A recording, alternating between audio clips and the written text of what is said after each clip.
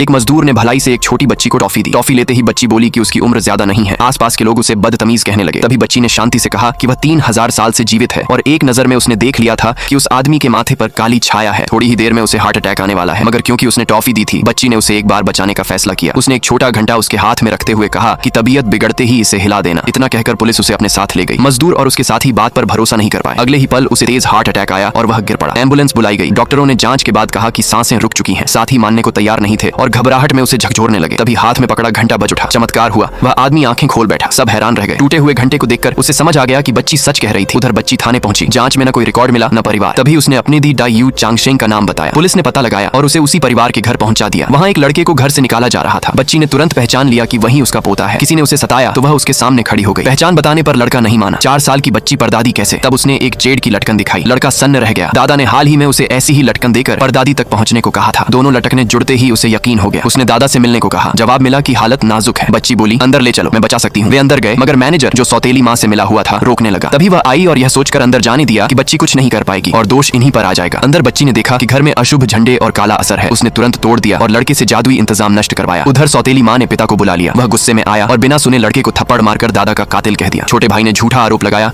कि जेड चोरी की गई थी। तलाशी में लटकन मिलते ही पिता भड़क गया। सफाई से पहले ही दूसरा आरोप आया कि बदले में चोरी की। गुस्से में पिता ने लड़के को गिराया और जेड जमीन पर पटक कर तोड़ दी। सफेद धुआं उठा और जो दादा आखिरी सांसों पर थे, उसी पल नेक्स्ट पार्ट के लिए सब्सक्राइब करें।